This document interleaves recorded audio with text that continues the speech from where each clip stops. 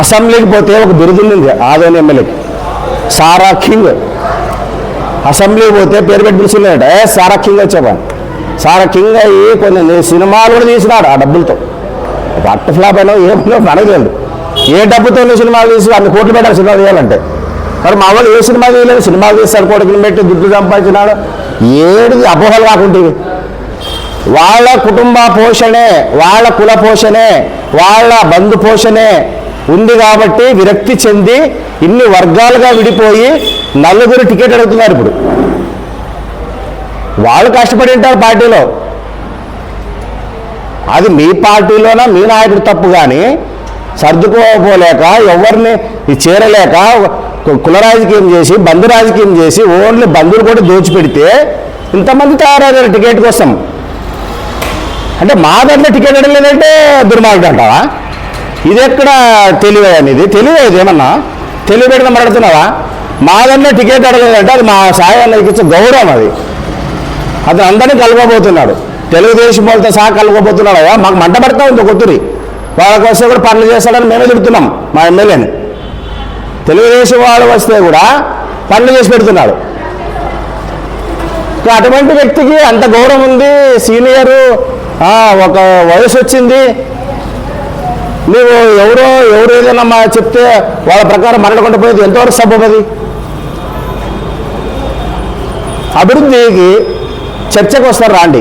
2014 నుంచి 2019 వరకు మీరు ఏం చేసినారు ఆదానికి చర్చకు వస్తారా? మేము 2019 వరకు ఇప్పుడు 2024 వరకు ఏం చేసినాం మేము కూడా చర్చకు వస్తాం. దేనికి ఎన్ని కోట్లు ఖర్చు పెట్టినారు మీరు? భవనాలకు ఎన్ని కోట్లు ఖర్చు పెట్టినారు? సిమెంట్ రోడ్లకి మీరు దొంగతనంగా దొంగల్లాగా వేసిపోతే 11,000 కోట్లు మా జగన్మోహన్ రెడ్డి ఇచ్చినాడు. మీ నాయకులు ఎలక్షన్ ముందు మీ నాయకులు వేసిన రోడ్లకి మీ ప్రభుత్వము బిల్లులు ఇవ్వకపోతే రోడ్డున పడితే, మీ కార్యకర్తలు రోడ్డున పడితే 11,000 స్టేట్ మొత్తం 11,000 బిల్లులు ఇచ్చిన ఖ్యాతి మా సీఎంది. సాయి ప్రసాద్ రెడ్డి ఎమ్మెల్యేగా ఇప్పుడు గెలిస్తేనే ఎంతమంది టీడీపీ వాళ్ళ మదన్లోకి చేరినారంటే నా అర్థమే మీతో విసిగి వేశారు కదా. అన్న పక్కన వచ్చి నిలబడినాడంటే ప్రతి విషయాన్ని భూతత్వంలో పెట్టి చూద్దాము. ఇప్పుడు మీ అంటే ఎలక్షన్ వచ్చిందని ఒకరి మీద ఒకరు దుమ్ము పోసుకోవడమేనా? ప్రజలకు ఏం చేయాలని ఆలోచన లేదా? ప్రజలకు ఏం చేయాలో చెప్పు, నాకు ఏం అభివృద్ధి చేయాలో చెప్పు. నాకు 3 తూర్లు గెలిచినారు కదా, ఒక మెడికల్ కాలేజ్ తెప్పించే దమ్ము ఉందా? మీ ఎమ్మెల్యే గారు 3 తూర్లు గెలిచినాడు, ఏం చేస్తావు? ఒక డిగ్రీ కాలేజ్ తెప్పించే దమ్ము ఉందా? పక్కన 5 నియోజకవర్గాలు ఉంటే 6 మెడికల్ కాలేజ్ కావాలంటే దానికి ఎమ్మెల్యే యొక్క కృషి ఎంత ఉంటుంది? అన్నీ తెలుసుకోవాలి మనం.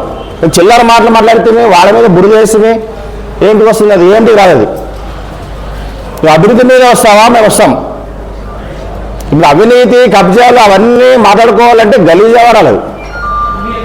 2014లో గెలిచిన తర్వాత జనాలకి అవేమో తెలియదు. మామూలు కొంటారు, ఎవరన్నా అమ్మితే కొంటారనే తెలుసు. 2014లోనే ఈ బీజం పడింది. అదేదో చేస్తున్నారంటే ఆదరణలో, అదేదో చేస్తున్నారంటే ఆదరణలో. మరి అదేదో ఎవరు చేస్తున్నారు? 2014లో ఎవరు? అదేదో ఎవరో చేస్తారంటే ఎవరు చేస్తారు అప్పుడు ఎవరు అధికారంలో ఉంటే వాళ్ళు చేస్తారు. మరి అధికారంలో ఉన్న మీ ఎమ్మెల్యేనే చేయాల్సిన అవసరం లేదు. తమ్ముడు ఉన్నాడు, బామర్దులు ఉన్నారు, ఫ్రెండ్స్ ఉన్నారు. బైపాస్లో పెద్ద పెద్ద బార్లు బిల్డింగ్ కట్టినారు. ఎవరు కట్టినారు? మేము కట్టినామా? మా కార్యకర్తలకి ఇప్పటికీ పాత సగల మట్టలు ఉన్నాయి. మరి అతను కూడా కార్యకర్త కానీ పెద్ద బిల్డింగ్ కట్టారంటే అంటే కులస్తులు దోచిపెట్టినాడు, బంధువులు దోచిపెట్టినాడు. ఆ ఉద్దేశంతోనే ఇప్పుడు ఇంతమంది తయారైనారు. ఇప్పుడు ఎవరైనా అభివృద్ధిని మాట్లాడండి, మేము ఒప్పుకుంటాం. మేము చెప్తాం రా, ఈ వార్డులో ఇన్ని కోట్లు అభివృద్ధి చేసినాం, ఈ వార్డులో 4 బిల్డింగ్లు కట్టినాం, ఈ గ్రామంలో 4 సచివాలయాలు, రైతు భరోసాలు, ఆరోగ్యశ్రీ, తర్వాత మిల్క్ సెంటర్లు, రోడ్లు వేసినాం, మురికాలు వేసినాం. చూడండి తార్ రోడ్లు చూడండి, ఏ ఊరికి లేవు. జస్ట్ 2 ఊర్లు తప్పించి అన్ని ఊర్లు కొత్త తార్ రోడ్లు వేసినాం. అన్ని పెద్ద పెద్ద పనులు ఎక్కువ చేసినాం మేము, చిన్న చిన్న అనొద్దు. ఇప్పుడు హాస్పిటల్ చూడండి, 2 బిల్డింగ్లు ఎంత పెద్ద లెవెల్లో వేసినాయి అంటే అది కనపడదు వాళ్ళకి. ఎప్పుడైనా ఇంకా ఎవరు పడితే వాళ్ళు మీడియా ముందుకు రావడము, వదిలిపోవడం. మేము ఒకటి చెప్తాము, మేము చేసిన అభివృద్ధి జనాల ముందుకు వెళ్ళింది, వాళ్ళ ఇంటి ముందుకు వెళ్ళింది, వాళ్ళ గుండెల్లోకి వెళ్ళింది. మా జగన్మోహన్ రెడ్డి చేసిన అభివృద్ధి కూడా, సంక్షేమ పథకాలు కూడా ప్రతి పేద గడపకి వెళ్ళినాయి, ప్రతి గుండెని తాకినాయి. ఇప్పుడు ఎమ్మెల్యే సాయిప్రసాద్ గారు ఎప్పుడైనా కానీ ఇంటికి వస్తే ఈ పని కాలేదప్ప అని బాధపడి లేచిపోయిన వాళ్ళు లేరు. అది ఏ పార్టీ వాళ్ళైనా కానీ అన్ని పార్టీ వాళ్ళు చెప్పిపోతున్నారు. ఇక్కడ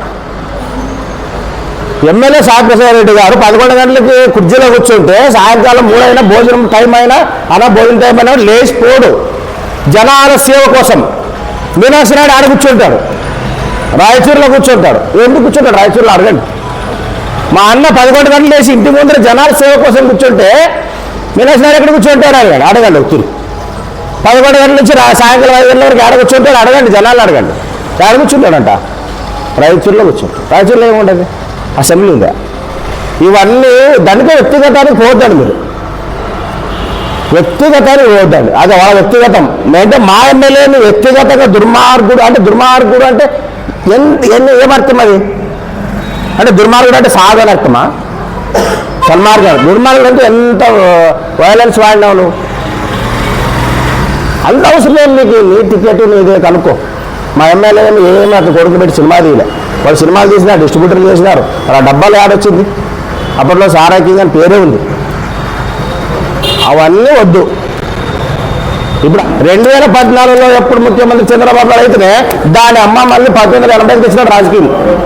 1980లో ఏం రాజకీయం ఉంటే తెలుసా?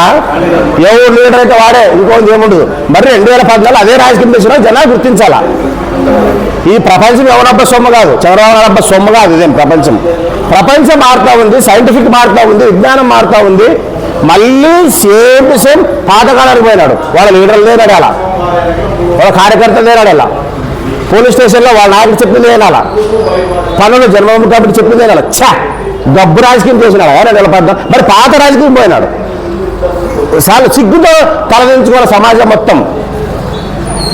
నేను మీనాక్షి ఏమన్నా అతనే ఒక గెలుస్తాడో చూడతాడో అతను ఎవరు అడుగుతారు స్టేట్లో? వాళ్ళ నాయకుడిని అడగండి, చంద్రబాబు నాయుడు అడగండి. కాంగ్రెస్ అందరికి పుల్లలు పెట్టి రాష్ట్రం ఉడిగొట్టే సమయంలో ఉంటే విడిపోకుండా ఉండడానికి మనకు ఒక అవకాశం ఉంది. ఏం అవకాశము? 18 మంది ఎమ్మెల్యేని రాజీనామా చేసినారు. తర్వాత 23 మంది మన జగన్ తుక్కున్నారు. అంటే వాళ్ళకి 4 స్థానాలు తగ్గినాయి. కాంగ్రెస్ అవిశ్వాసం పెడితే వాళ్ళకి పడిపోవాలా. మీరు చంద్రబాబు నాయుడు రాయలసీమలో పుట్టావు, చిత్తూరులో పుట్టావు, ఆంధ్రవాడు నువ్వు. జగన్మోహన్ రెడ్డి రాయలసీమలో పుట్టినాడు, వాడు ఆంధ్రవాడే. అవిశ్వాసం పెడితే నువ్వు ఎందుకు కూల్చలేదు? ఆ రోజు కూల్చుంటే రాష్ట్రం విడిపోయేది కాదు కదా. నీకు స్టేట్ మొత్తం కాంగ్రెస్ని ఎట్లా ఇంటికి పంపించినారో చంద్రబాబు నాయుడు కూడా అలాంటి ఇంటికి పంపించాలా. కానీ మనకు అంత రాజకీయ నాలెడ్జ్ లేదు జనాల్లో, ఇంకా జనాల్లో సరిగ్గా విద్య నాలెడ్జ్ లేదు. ఆ రోజు అవిశ్వాసం పెడితే ఈ టైంలో కూలిస్తే జగన్మోహన్ రెడ్డి జనాధారణ ఉందని కూలిలేదు. ఏందయ్యా జనాధారణ ముఖ్యం కాదు, నీ ప్రాంతం ముఖ్యం. నీ ఆంధ్ర ప్రాంతం, ఆంధ్రలో పుట్టినావు. ఆ రోజులు కూల్చుంటే ఆంధ్ర విడిపోయేది కాదు, ఎలక్షన్స్ వచ్చేవి. జనాధారణ అంటే ఒకటూరు సీఎం కాండిలే జగన్, సత్యవతి జగన్ అవుతాడు. మళ్ళీ నీవు సపోర్ట్ ఇచ్చిన గుర్తించి నువ్వు కూడా అవుతుంటు ఆడిపోతుంటు. అంటే ఎంత పెద్ద తప్పది. దాన్ని ఏమంటే కప్పిపుచ్చుతారు. పేపర్లు ఉండే వాళ్ళకి, ఆ పేపర్లు ఏం చేస్తాడు కప్పిపుచ్చుతాయి. మనకి నిరక్షరాస్యత ఉంది మనది. ఇప్పుడు పెరగని, ఇప్పుడు అక్షరాస్యత పెరుగుతూ ఉంది, జనాలకి విజ్ఞానం పెరుగుతూ ఉంది. టీడీపీ వాళ్ళు పాత రాజకీయాలు, గబ్బు రాజకీయాలు ఈ చెవులో వదిలి జగన్మోహన్ రెడ్డి వెనుక ప్రతి వర్గము, ప్రతి విద్యార్థి, ప్రతి ఒక్కరు 24 ఎంట ఉంటారు. చూడు, వాళ్ళు ఏదో అనుకున్నారు పాత నడుస్తాయి, పాత రాజకీయాలు నడుస్తాయి. పాత రాజకీయాలు పక్కన నడిచినారు జనాలు. 2014 నువ్వు 1990 తీసుకుపోయినా నువ్వు జన్మభూమి కమిటీలు పెట్టి వాళ్ళు చెప్పిన వాళ్ళకి, వాళ్ళు కాళ్ళ పట్టుకున్న వాళ్ళకి పనులు ఇచ్చినావు నువ్వు. 2019లో వచ్చినాడయా, సచివాలయాలు పోతున్నారయా. మా అమ్మలు కూడా లేదా తెలుగుదేశం వాళ్ళు మాకు ఇక్కడ బాధ ఉన్నా కూడా మంచి పని చేస్తున్నాడని ఓర్చుకుంటున్నాం కదా. తెలుగుదేశం లీడర్లు మా సచివాలయానికి వచ్చి వాళ్ళ పింఛన్లు వాళ్ళే ఎక్కించుకుపోతున్నారు. మాకు అవకాశం ఉందిందా 2014 ఆడుంది. అంతే, అదే మార్పు. ప్రతిదీ రాజకీయంతో చూడకూడదు. గెలిపే ముఖ్యం కాదు, ఓటు బ్యాంకే ముఖ్యం కాదు. అందరికీ ఇస్తున్నాడు జగన్మోహన్ రెడ్డి, అందరికీ ఇస్తున్నాడు. అన్ని ప్రాంతాలు అభివృద్ధి చేస్తున్నాడు. అభివృద్ధి చేస్తారంటే ఎంత బడ్జెట్ ఉందో అంత అభివృద్ధి చేసినాడు. నువ్వు ఏడన్నా అన్ని రోడ్లు వేసి ఉంటాడు, ఏడన్నా చిన్న గుంత పెట్టి దాన్ని ఇంత పెద్ద చేసినాం, గుంతలు గుంతలు గుంతలు గుంతలు. అదే ఇప్పుడు అభివృద్ధి చేసినది కూడా అది కూడా పెట్టు, ఆ రోడ్డు పెట్టు, ఇంకా ఇది అభివృద్ధి కాలేదని పెట్టి అది కూడా చేస్తాం. ఇదైతే ఇట్లా అభివృద్ధి చేసినావా ఇది కూడా చెయ్యాలని పెట్టు, అది చెప్పాడు. ఆంధ్ర మొత్తం గుంతలంట. చంద్రబాబు నాయుడు ఉన్నప్పుడు రోడ్ల కోసం ఎంత ఖర్చు పెట్టినాడు, మా వాళ్ళు ఎంత ఖర్చు పెట్టినారు, ఎవరినన్నా అడుగు చెప్తారు. ఓకే డిపార్ట్మెంట్ అడుగు, రహదారి డిపార్ట్మెంట్ అడుగు, నీకు చెప్తారు. ఏ దాంట్లో సాటి మీరు మాకు, ఏ దాంట్లో సాటి చెప్పండి, ఏ దాంట్లో సాటి. జన్మభూమి కౌంట్లో పెట్టి మీరు తెలుగుదేశం పచ్చ చొక్క ఒకటి ఇస్తే మీరు మేము సచివాలయాలను పెట్టి అందరికి ఇచ్చినాం. ముసలి వాళ్ళు వచ్చి ఆఫీస్ దగ్గర కూర్చొని బాధపడకూడదు అనే ఉద్దేశంతోన వాలంటీర్ల వ్యవస్థ ఏర్పాటు చేసి వాళ్ళ ఇంటి ముందుకు పోయి చేతిలోకి పింఛను పెట్టడం అంటే సామాన్యమైన విషయం కాదు. అదేం నీకు ఒక మరొకటి బాగుంటుంది. ప్రతి నెల అంత నిజాయితీగా వాళ్ళ గౌరవం ఎంత గౌరవం ఇచ్చినట్లు మనం మనకు ఇలాంటి మార్పులు తెస్తున్నాడు. అలాంటి మార్పులు తీసుకురండి. 2004 ముందు చంద్రబాబు నాయుడే ఉండే, 9 సంవత్సరాలు ఉండే, రామారావు ఉండే. కాంగ్రెస్ పాలన విసుగొచ్చి రామారావుకి వేసినారు. ఎవరికి మీద విసుగొస్తేనే వేసేది ఓట్లు. మరి రామారావు ఉండే బాగానే చేసినాడు, చేసుకొచ్చాడు. ఏం అవసరం అది దింపేది? అతనేమన్నా బాగా చేస్తుండలేదా? దింపుతుంది అంటే నీకోసం దింపుకున్నావు. అతను 2004 వరకు నువ్వు పరిపాలన చేసినావు కదా, ఓకే. తర్వాత రాజశేఖర రెడ్డి వచ్చా, ఆరోగ్యశ్రీ అని ఒక పథకం తెచ్చినాడు. ఆరోగ్యశ్రీ అని ఒక పథకం తెచ్చినాడు. ఫీజు రియంబర్స్మెంట్ అని ఒక పథకం తెచ్చినాడు. మరి నీకు ఏంటి ధ్యాస రాలేదు? అప్పుడు అంతకుముందు ఏంటి ధ్యాస రాలేదు? ధ్యాస రావాలి కదండి. ఆరోగ్యశ్రీ అని ఒక పథకం తెచ్చా, ఫీజు రియంబర్స్మెంట్ అని ఒక పథకం తెచ్చా, రేషన్ కార్డులు కానీ పింఛన్లు కానీ 100% ఇచ్చిన కార్యక్రమం చేపట్టినాడు. మాకు 2004 ముందు కూడా మాకు రాజకీయం ధ్యాస ఉండేది. ఒక ఊళ్ళో పోతే కార్డులు 10-15 ఉండేవి అంతే, పింఛన్లు 25-30 ఉండేవి. వాళ్ళు ఎప్పుడో జన్మభూమి వస్తే ఆడ కూర్చొని పింఛన్ మర్చిపోతుండేది.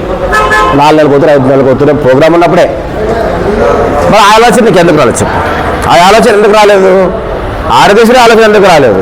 ఫీజు రియంబర్స్మెంట్ ఆలోచన ఎందుకు రాలేదు? సరే నువ్వు వచ్చినావు, సచ్చినావు, ఇడిసినావు, మళ్ళీ దీంట్లో 9లో గెలిచినావు, ఓకే. మా వాటింది పేరు తీసి ఎన్టీఆర్ ఆరోగ్యశ్రీ అని పెట్టినావు, ఓకే. 60 కోట్ల ఫీజు రియంబర్స్మెంట్ ఆ పథకాన్ని కొనసాగించినా, ఓకే. అవును, రాజశేఖర రెడ్డి అయితే ఏదో పథకాలు పెట్టే చచ్చిపోయా, అది చచ్చిపోతే కూడా అంత పేరు వస్తూ ఉంది. నాన్న కూడా ఎప్పుడో ఒకరు పుట్టుకొనొచ్చు కదా, ఈడే ఉంటాను అనేమన్నా.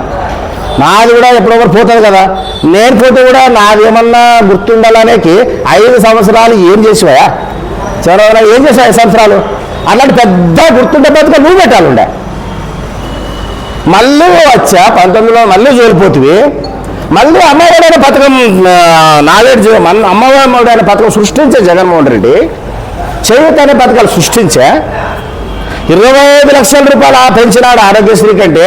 ఒక పేదవాడికి ఏం రోగం వచ్చినా పోయి నువ్వు ఆడపడవచ్చు హాస్పిటల్లో, వాడు బయటకు వస్తాడు. అలా ఏం బతకాలి ఇది? నువ్వు భూమి శాశ్వతంగా ఉంటావు. మరి రాజశేఖర రెడ్డి పథకాలు పెట్టి అతని పేరు మీద కొడుకు పార్టీ పెడితే పార్టీ గెలిచిన దాఖలాలు ఇవి. మరి నువ్వు ఒక 2 పథకాలు పెద్ద చెప్పు, మళ్ళా పెద్ద చెప్పు 2 పథకాలు.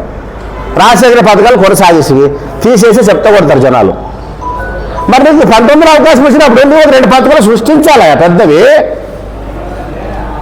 ఎవరు వద్దన్నా మేము సృష్టించేవాళ్ళని. జగన్మోహన్ రెడ్డి వచ్చినాడు, అమ్మఒడి పథకం సృష్టించినాడు, ఆటో వాళ్ళు 10,000 వేస్తున్నాడు. ఇప్పుడు మంగళ షాపులు కరెంట్ ఇస్తున్నారు. అవన్నీ ఎందుకు ఆలోచన వచ్చినాయంటే బాధలు తెలుసుకున్నాడు పాదయాత్రలో ఆయన.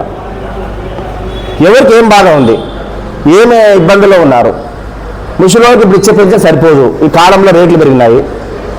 చేయూత ఎందుకు ఇస్తున్నాడు? ఇప్పుడు ఏం అవసరం? పింఛన్ వస్తుంది, ఆ అమ్మకి భర్త లేదు, పింఛన్ వస్తుంది, ఆ పింఛన్ చాలు కదా, మరి 18,500 వస్తుంది. ఆమె ఎత్తి పొడుస్తారు. మరి కూడా ఆమెకు భర్త లేడు, ఆమె పింఛన్ వస్తుంది. 18,500 అనేది మేము ఇచ్చేది చేయూత.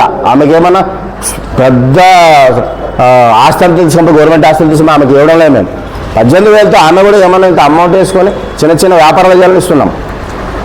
ఇప్పుడు మా పథకాలు ఇస్తుంటే ఒక్కొక్కరు ఒక్కొక్క రకం. టీడీపీలో ఉండే ఇంతలా ఉండే దయల్లకు ఉండే నాయనలు ఒక్కొక్క మాట అన్నారు.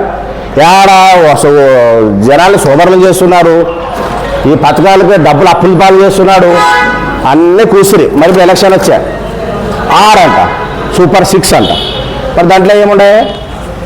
మేము న్యాయబద్ధంగా ఎంత బడ్జెట్ చేయగలమో అంత బడ్జెట్గా పెట్టినాము. ఇప్పుడు 18 ఏళ్ళ నుంచి చేస్తారంట, ముగ్గురు అంటే 6 మంది ఉంటే 6 మంది కదా ఇంట్లో. నమ్ముతారా? ఎవరు నమ్ముతారా? నువ్వు రుణమాఫీ ఏంటి? 14లో మేము వైఎస్ఆర్సీపీ అధికారంలోకి రావడానికి కారణము రుణమాఫీ ఒక్కటే. నువ్వు రుణమాఫీ చేస్తారంటే మా జగన్మోహన్ రెడ్డిని మా సీనియర్ నాయకులు పెట్టు దాన్ని అంటే ఎలా పెడతావు? ఏమని పెడతావు? మొత్తం మాఫీ చేద్దామని పెడదామా? మొత్తం మాఫీ చేయాలంటే 87,000 కోట్లు కావాలి ఉన్నాయి మన దగ్గర అని చెప్తాడు. తర్వాత ఏం చేస్తాడు? మనకేమి ఒక తూరు నమ్మి అతనికి వేస్తారో మనకి వేస్తారో వాళ్ళ ఇష్టం. మరి అట్లాంటి అబద్ధాలు ఆమె ఇచ్చింటే మామూలుగా మేము వస్తుంటే కదా. నువ్వు రుణమాఫీ చేసినావు, నువ్వు బయట ఎక్కి బయట పట్టుకున్నప్పుడు 1,00,000 చేస్తారని ఆడ కూర్చున్నావా?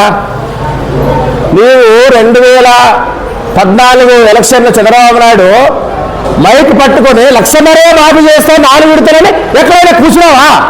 కూలేదా? మొత్తం చేస్తాను. మీరు బ్యాంక్కి వెళ్ళొద్దండి. అబద్ధాలు. మీ పెద్ద నాయకుడే అబద్ధాలయ్యా. మీరెంత అసలు మా ఎత్తుతో అబద్ధం. ఎవ్వరు నమ్మే పరిస్థితులు లేరు. ఇప్పుడు మాట ఎత్తితే అబద్ధం. ఎవ్వరు నమ్మే పరిస్థితులు లేరు. ఏదైనా చెప్తే చెప్పు చేయి. ఇప్పుడు మేము చెప్పినాడు 99% చేసినాం. పింఛను 3,000 ఒకటి ఇస్తామనలేదు కదా, 3,000 వరకు పెంచుకుంటూ పోతామన్నాము, పెంచుకుంటూ పోయినాము, ఇప్పుడు ఇస్తున్నాం. ఎంత చెప్పినామో అంత చేస్తున్నాం. చెప్పని కూడా కొన్ని చేస్తున్నాం. ఆరోగ్యశ్రీ 25 లక్షలు పెంచుతామని అన్నారా జగన్మోహన్ రెడ్డి? లేదు కదా. 25 లక్షలు చేశాడు కదా. ఎందుకు చేసినాడు? కొన్ని విపరీతమైన రోగాలు వస్తున్నాయి. ఈ 4 లక్షలు 5 లక్షలు సరిపోవడం లేదు. దొమ్మ మీద 25 లక్షలు ఇవ్వాలంటే గవర్నమెంట్ భరించాలంటే అంత ఆశామాష విషయం కాదు. ఇద్దరు జనాలు కూడా గమనించండి. ఎలక్షన్లు వస్తాయి, అందరు కల్లిబల్లి మందితో వస్తారు. చంద్రబాబు నాయుడు మాటలు అర్థం చేసుకోండి. మీరు ఒకటే అర్థం చేసుకోండి. రుణమాఫీ అన్నప్పుడు మొత్తం మాఫీ అన్నాడు. మొత్తం మాఫీ. మీకు ఎంత ఉంటుందంటే మాఫీ, బంగారు వచ్చి పెడితే మాఫీ. ఆ మాట అన్న తర్వాత అధికారంలోకి వచ్చిన తర్వాత కమిటీ వేసి దాన్ని 1,00,000 చేసి దాన్ని 4 విడతలుగా చేసి దాన్ని 2 విడతలు వేసి దొంగల ఇంటి మీద ఎవరు ఇప్పుడు ఏ పత్రం ఇచ్చినా అలానే ఉంటుంది. చెప్పేది ఒకటి ఉంటుంది, తెలుగుదేశం పార్టీ చేసేది ఒకటి ఉంటుంది. జనాలు గమనించండి. మీకు ఇప్పుడు ఏం తక్కువ లేదు. చెప్పినవన్నీ ఇస్తాడు. ఇంకా ఆదాయం పెరిగితే చెప్పని ఇస్తాడు. ఈ మేనిఫెస్టోలో మళ్ళీ ఆదాయానికి తగ్గట్టుగా ఇంకా 2-3 పథకాలు చేర్చి మళ్ళీ మీ ముందుకు వస్తాడు జగన్మోహన్ రెడ్డి. మీరు జాగ్రత్తగా ఉండండి. మనకు కావాల్సింది ఆత్మాభిమానం. ఈ ప్రభుత్వంలోన మీకు సాయం నోటే కాదు, మీ ఆత్మాభిమానాన్ని కూడా కాపాడాడు. ఒక ముసలవ్వ నడుచుకుంటూ ఎండలో రాకూడదని 6 గంటలకు వెళ్ళి పింఛనిస్తున్నాడంటే అది ఒకటి సహాయం నోటే కావాలి. ఆత్మాభిమానాన్ని కాపాడాడు. ఒక తెలుగుదేశం తమ్ముడు వికలాంగులంటే పింఛను ఇవ్వండి, కులం చూడొద్దండి, పార్టీ చూడొద్దండి. ఎందుకు? తీవ్రతరం చూడాలా? తీవ్రతరం తెలుగుదేశం పార్టీలోనే ఉంది, వైఎస్ఆర్ పార్టీలోనే ఉంది, కమ్యూనిస్ట్ పార్టీలోనే ఉంది, అన్ని పార్టీలోనే ఉంది. కాబట్టి తీవ్రతరం చూడండి. స్థలం కావాలని ఎవరైనా కానీ వాళ్ళ యొక్క అర్హత ఉంటే ఏ పార్టీ వాళ్ళకైనా కానీ ఇవ్వండి అని చెప్పిన ఏకైక ముఖ్యమంత్రి ఎవరప్ప అంటే జగన్మోహన్ రెడ్డి. అంత తమాషగా ఊతే వాళ్ళు తిట్టడం వీళ్ళు తిట్టడం సాయం దుర్మార్గుడు అంటివి. ఏంటి దుర్మార్గుడు ఆయన? ఎవరైనా ఒక గుడి లేపుకున్నాం రెడ్డి, అవ్వ గుడి లేపుకున్నాం రెడ్డి, డబ్బులు లేవంటే తీసుకోకుండా ఆయన దేవతలకు సాయం చేసే గొప్ప మనిషి ఆయన. ఎవరికైనా ఆరోగ్యం బాగాలేదంటే రెడ్డి పోవాలా, ఇట్లా ఆరోగ్యశ్రీ వచ్చింది పోయి ఛార్జీలు అంటే తీసుకోండి 10,000 తీసుకోండి 20,000 అని ఇచ్చి పంపించి అవగారు ఉదయం ఉండే దుర్మార్గుడు అంటున్నావా నువ్వు? మేము బాధపడుతున్నాం. మా ఇతనే మాకే వాడు ఎదురు పోటీ చేసి తెలుగుదేశం వాడు మన వచ్చి అతనిగా పనిచేసి ఇచ్చే తెలుగుదేశం వాడు కానీ మేమే బాధపడుతున్నాం. తెలుగుదేశం వాళ్ళు కూడా ఇంటి ముందుకు వచ్చి మాకు కష్టం ఉందని అడిగితే సాయం చేసే గొప్ప మనిషి ఉండే వ్యక్తిని దుర్మార్గుడా. ఎవరు ఏం వ్యాపారం చేసి ఉన్నాడో, ఎవరు దేవుడు ఏ విధంగా వాళ్ళకి ఇస్తాడో అది వాళ్ళకి దేవుడు ఇచ్చింటాడు. కానీ వాళ్ళకి ఇచ్చింటే దాన్ని చూసుకొని మనము దానికి లింక్ కట్టి దీనికి లింక్ కట్టి మాట్లాడితే అది తప్పవుతుంది. ఇప్పుడు మన మీనాక్షి నాయుడు సాయి రెడ్డి కాదులే, వీళ్ళిద్దరే కాదు ఆదరణ సౌకర్యాలు ఉండేది. వీళ్ళకన్నా చాలా మంది 100 మంది ఉన్నారు సౌకర్యాలు. మరి దేవుడు వాళ్ళకి ఎట్లా ఇచ్చినాడు? వాళ్ళక్క వీళ్ళకి ఏదో ఇచ్చింటారు, వ్యవహారం చేసి ఉంటారు, దాంట్లో లాభం వచ్చింటే ఇచ్చింటారు.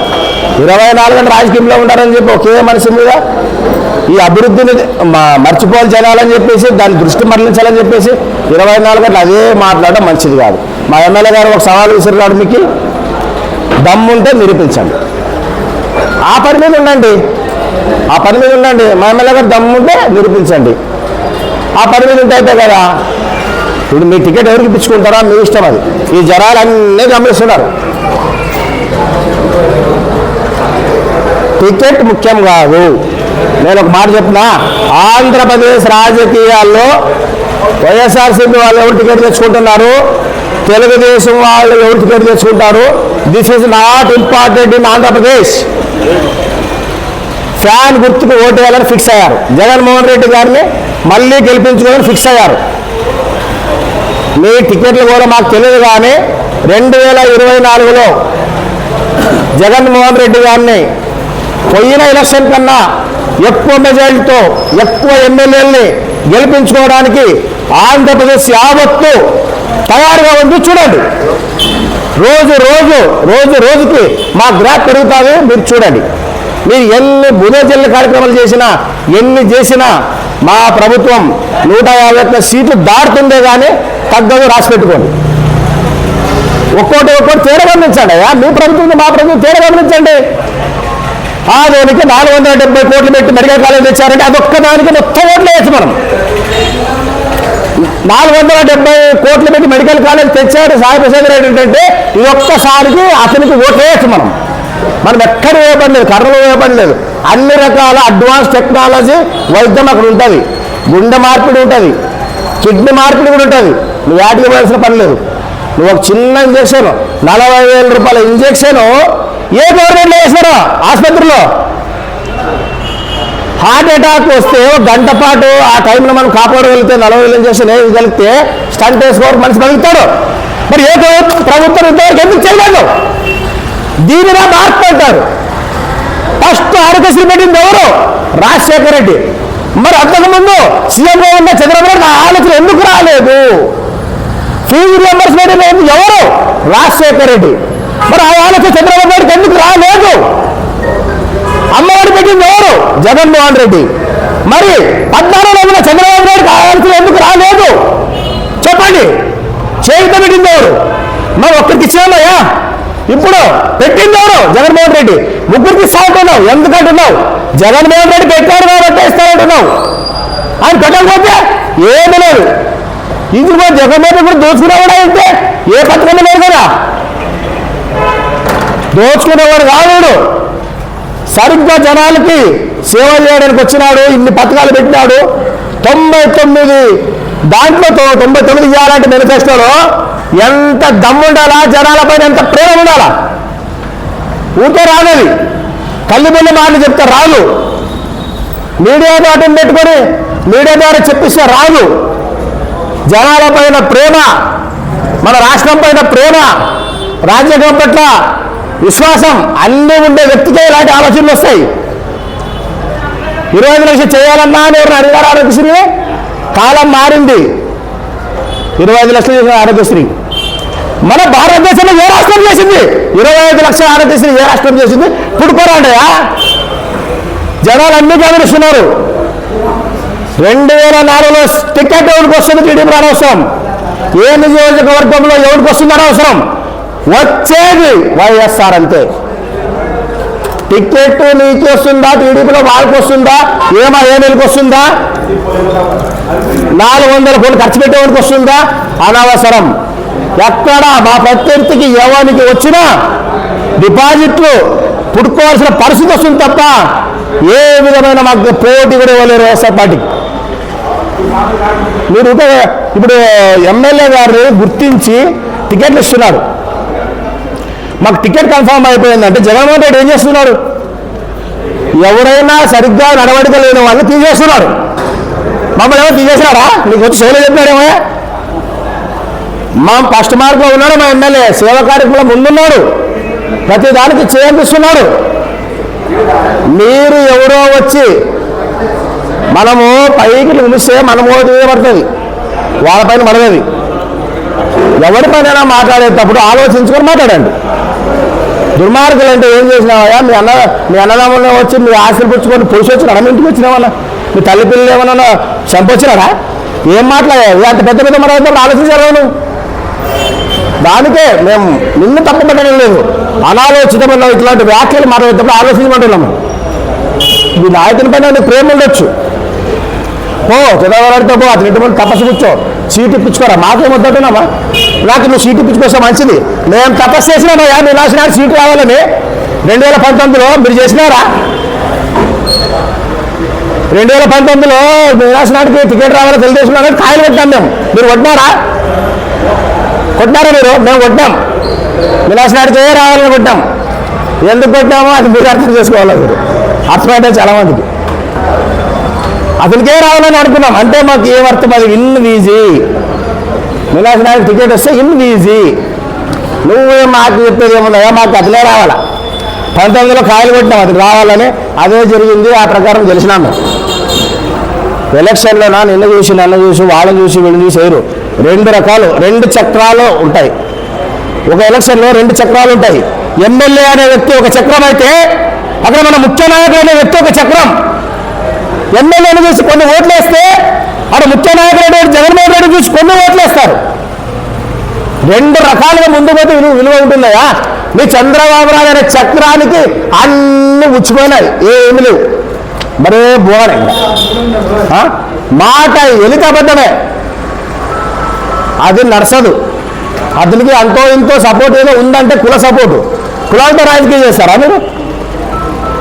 మీ కులం ఉన్న కాడే ఎంత మెజార్టీ వచ్చింది, అది ఎన్ని వేళలా జరగలేదు.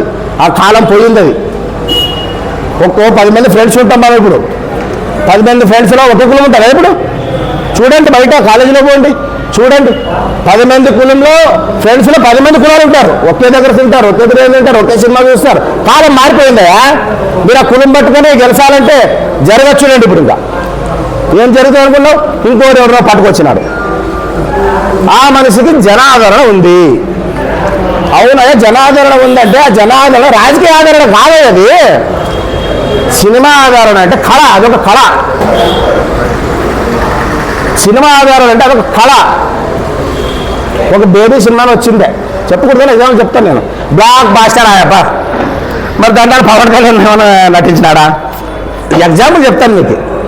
అది డిఫరెంట్ ఆఫ్ మూవీగా ఉండేది. అది ఏంటి పోతాం సినిమాకి నేను కళా పోషణ, కళని పోషించడానికి. కళను పోషించే దాంట్లో ఆ వ్యక్తి కళాకారుడికి సరైన నైపుణ్యం ఉంటే కొంతమంది ఫ్యాన్స్ ఏర్పడతారు. నేను తప్పలేదు, ఏర్పడతారు ఫ్యాన్స్. ఇప్పుడు ఒక్కొక్కరు ఒక కళ ఉంటుంది, ఏర్పడతారు. అంటే ఆ ఫ్యాన్స్, ఆ ఉండే కొద్ది ఫ్యాన్స్ను కూడా రాజకీయంగా వాడుకోవాలప్ప. ఏ దొరికారు వాడుకోవాలా. ఇప్పుడు పవన్ కళ్యాణ్ ఫ్యాన్స్ ఉన్నారు, రాజకీయంగా వాడుకుంటున్నావు, అన్ని మర్యాదలు చేస్తున్నావు, అన్ని సీట్లు ఇస్తున్నారు. మరి జూనియర్ ఎన్టీఆర్ ఫ్యాన్స్లోరా? జూనియర్ ఎన్టీఆర్ ఫ్యాన్స్లోరా? పవన్ కళ్యాణ్కి ఫ్యాన్స్ ఉన్నారు, రాజకీయంగా వాడుకుంటున్నావు, జూనియర్ ఎన్టీఆర్ ఫ్యాన్స్ లేరా? అంటే నీకు ఏక మేకైతాడు అనే కదా పక్కన తిన్నావు. ఏమి రాజకీయం అయితే బతుకో. పవన్ కళ్యాణ్ ఫ్యాన్స్ ఉన్నారు, పక్కలో పెట్టుకొని సంఖలో పెట్టుకుంటున్నావు. వీళ్ళైతే ఎప్పుడైనా లెఫ్ట్ హ్యాండ్ కన్ను పారేసుకుందనే కదా వాళ్ళకి ఉండేది. Half knowledge. మరి జూనియర్ ఎన్టీఆర్ ఫ్యాన్స్ లేరా? మర్యాద ఇస్తున్నావు ఎక్కడైనా? మీ సొంత ఫ్యామిలీ ఏదో కార్యక్రమాల కోసం కూడా మర్యాద ఇవ్వడం లేదు కదా. హరికృష్ణ గారు పోయారనే అంటే అతను పోయాడు, అతనితో మన పని లేదు. పవన్ కళ్యాణ్ కూడా దీన్ని అర్థం చేసుకోవాలా. సొంత కుటుంబంలోనా జూనియర్ ఎన్టీఆర్ ఉన్నాడు, అతనికి ఫ్యాన్ ఫాలోయింగ్ ఉంది, అతన్ని పక్కన పెట్టాడు కదా. నేనెంత రేపు పొద్దున్న కూడా గడ్డబడితే నాది కూడా అంతే కదా, అతను ఆలోచన చేయాలి. అది ఒక రాజకీయ నాయకుడికి ఉండే విశ్లేషం. నీవు వంచన చేయద్దు ఫ్యాన్స్ని. ఫ్యాన్స్ అంటే గోల్డ్. ఫ్యాన్స్ ఒక ఈరోజు ఫ్యాన్స్ తయారు కావాలంటే చిన్న విషయం కాదు. నువ్వు అంతమందికి అభిమానంగా నీకు తయారయ్యారంటే చిన్న విషయం కాదు. వాళ్ళని చంద్రబాబు నాయుడు మాట డైవర్ట్ అయినట్లు వాళ్ళని డైవర్ట్ చేయొద్దు. స్వతంత్రంగా నువ్వు పోయితో దిగినావు కదా, నీకు రాలేదు, ఇంకొకరు వస్తాయి. అట్లే ఉంటుంది కాలం. అట్లా నీ ఫ్యాన్స్ గౌరవం ఇచ్చి సొంతంగా నిలబడు. ఇప్పుడు 10 వస్తాయి, కొద్దిగా 20 వస్తాయి. దాన్ని కూడా ఎవరు ఏమనరు, తప్పు పట్టారు. సరే నువ్వు ఇప్పుడు ఇంత కలిసినావు, ఇప్పుడు కలిసినందుకు మేము వ్యతిరేకించినావు. ఎందుకు వ్యతిరేకించడం లేదంటే 2014లో కూడా కలిసినావు. ఏ పార్టీ ఇచ్చారు నీకు? నీ ఫ్యాన్స్కి కానీ నీ కార్యకర్తలు కానీ పల్లెల్లో కానీ వాళ్ళలో కానీ వాళ్ళకి ఏ పార్టీ ఇచ్చారు? నువ్వు కళ్ళలో చూసినావు. ఎన్ని సంవత్సరాలు కాదు, 5 సంవత్సరం ముందే కదా. వాళ్ళని నోటుకు వచ్చినట్టు తిట్టినావు. ఊకే కాళ్ళు చేతులు ఊకే ఇట్లా తిడుతూ నువ్వు ఊకే యాక్షన్ చూస్తే కన్నా కార్యకర్త అట్లా ఉన్నా సంపడలు పోయి ఆ రేంజ్లో తిడుతూ తెలుగుదేశం నాయకులు నువ్వు ఎన్ని మీటింగ్లో తిడుతుంది? ఆ రేంజ్లో తిట్టి మరి ఈ రేంజ్లో పొత్తు అంట. ఇదేం పొత్తయ్యా? పొత్తుగోరా? పొత్తు పెట్టుకో, దానికి అర్హత ఉండాలా. 2014లోన పొత్తు పెట్టుకొని గెలిచిన నీవు ప్రతి మీటింగ్లో ఊపొచ్చిందని తిడితే చంద్రబాబు నాయుడు నీ కార్యకర్తలు చంపలు. ఇప్పుడు తెలుగుదేశం కార్యకర్తలు వాడు కూపిస్తుంది. మరి 2014 వచ్చినా కూడా మళ్ళీ మనం లేదు జగన్మోహన్ రెడ్డి చోలిచ్చే కోసం అంట. జగన్మోహన్ రెడ్డిని చోలిచ్చే కోసమే ఉద్దేశం. అది నీవు అనుకుంటే చేయరాయా? జనాల్లో అతనికి ఆదరణ లేనప్పుడు, అతని పథకాలకు ఆదరణ లేనప్పుడు, అతని జనాలకు ఏమి చేయలేనప్పుడు, ఇంకా ఏమి చేయలేడు అని అనుకున్నప్పుడు అప్పుడు అటు ఆదరణ పోతుంది. నీవు చెప్పే కల్లిబుల్ల మాటల వల్ల ఇచ్చిన ఎన్నో 115, 120 హామీలు ఇచ్చిన 2014లో చంద్రబాబు నాయుడు దాంట్లో అరకొర 3-4 కూడా సరి చేయలే. అట్లా వాళ్ళు చెప్పే మాటల వల్ల మా ఎమ్మెల్యేలకు కానీ మా జగన్మోహన్ రెడ్డి కానీ ఏ విధమైనటువంటి చెడు కానీ నష్టం కానీ జరగదు. కాబట్టి శివయ్య గారికి మేము ఇంకోసారి మనవిస్తున్నాం. మనకైనా పెద్ద వ్యక్తుల్ని, పెద్ద హోదాలో ఉన్న వాళ్ళని మాట్లాడేటప్పుడు, విమర్శించేటప్పుడు మనం 1-2 తూర్లు ఆలోచించాలి. పదజాలం అనేది తీవ్రంగా ఉండకూడదు. రాజకీయ ద్వారా మాట్లాడండి కానీ వ్యక్తిగత కక్షల ద్వారా మరలొద్దండి. రాజకీయం ద్వారా మీరు ఏమైనా చేయండి, రాజకీయం ద్వారా పోదాం. ఆ వాడిలో పని చేయలేమని చెప్పండి. ఇక్కడ రోడ్లు బాగాలేదు చెప్పండి, మేము చేస్తాం, సహకారం ఇవ్వండి, మీ మాటలు కూడా మేము వింటాం. అంతేగాని మీ నాయకుడి దగ్గర మేము మెప్పు తెచ్చుకోవాలని ఇట్లా ఇంత పెద్ద పెద్ద మాటలతో దూషించడం అనేది నీవు కూడా ఏదో ఒకైనా హోదాలు ఉన్నావు, నువ్వు కూడా సర్పంచ్ హోదాలు ఉన్నావు, జనాలకు ఇచ్చినారు. మరి దాన్ని కూడా లేకుండా అంత పెద్ద వ్యక్తులు ఇంత దూషణ కార్యక్రమాలు నీకు కూడా మంచిది కాదని కూడా మేము చెప్తున్నాము. ఎందుకంటే మీరేమే అంత పెద్ద మీరిపోయిన రాజకీయ నాయకులు కాదు. ఏదో పొరపాట్లు చేసుకున్నా కూడా మీకు ఈ విషయము ఎమ్మెల్యే గారు సవాల్ విసిరినాడు మీ ఎమ్మెల్యే గారికి. నేను ఏదైనా చేసి నిరూపించుకో, ఊగా పేపర్లు తీసుకొని రా, ఊగా మీడియాలో పెట్టదు ఇప్పించి. తెలుగుదేశం కార్యకర్తలకైనా ఎవరికైనా ఎలక్షన్లోనా కానీ ఎప్పుడైనా కానీ ఒకరి మీద ఒకరు తీవ్రమైన వ్యక్తిగత విమర్శలు చేసేది మానుకోవాలని మేము సవాలుగా కోరుకుంటున్నాం. తర్వాత మా ఎమ్మెల్యే గారి యొక్క ప్రజల యొక్క ఆదరణ మాకు తెలుసు, మా ఎమ్మెల్యేకి తెలుసు. ఎమ్మెల్యే గారి చేసే సేవ కార్యక్రమంలో అతను కుడి చేతితో ఇచ్చిన దాన్ని ఎడమ చేతికి తెలియకూడదు అంటాడు. అట్లా తెలిసేది నా ఒక రీతిలో పోటీ చేయడం ఆదంలో అతను ఎవరికి ఏ విధంగా ఎన్ని రకాలుగా సాయం చేశాడో దాన్ని డప్పు కొట్టుకోడు. కాబట్టి ఏమి చేయాలనుకుంటున్నారా మీరు? చిన్నవాడు ఆపద ఉందంటే వాడికి ఎంత కావాలో అంత ఇచ్చి పంపించే గొప్ప మనసు ఉంది. దేవాలయాలకు సంబంధించి కానీ దైవభక్తి మా ఎమ్మెల్యే గారికి ఉన్నట్లు ఎవరికి లేదో మీకే తెలుసు. ఎవరైనా ఒక గుడికి ఇవ్వాలంటే ఆశీర్పడతారు. అయినా కూడా ఊరోళ్ళు ప్రేమతో కట్టుకుంటున్నారు. వాళ్ళకి తక్కువ పడింది అమౌంట్, అదింత ఇస్తే ముగిసిపోతుందంటే అంత కావాలంత ఇచ్చి దాని గుడిని పూర్తి చేయించేటువంటి గొప్ప ఔదార్యమైన వ్యక్తిని మనం కూడా ఇంత పెద్ద పదజాలంతో మీరు విమర్శించడం తప్పని కూడా మేము ఈ పత్రికా విలేకరుల ముఖం కూడా చాటుకుంటున్నాం. తెలుగుదేశం వాళ్ళు ఎన్ని అబద్ధాలు ప్రచారం చేసినా కూడా 2024లో మళ్ళా 20,000 పైచులకు మెజార్టీ సాధిరెడ్డి ఖచ్చితంగా ఆదరణ గెలుస్తాడు. 151 సీట్ల పైచులకుతో ఆంధ్రప్రదేశ్లో మళ్ళీ వైఎస్ఆర్ కాంగ్రెస్ పార్టీ గద్దెక్కుతుంది. ఇది ఖచ్చితంగా జరిగి తీరుతుందని చెప్పి నేను సభాముఖంగా కోరుకుంటున్నాను.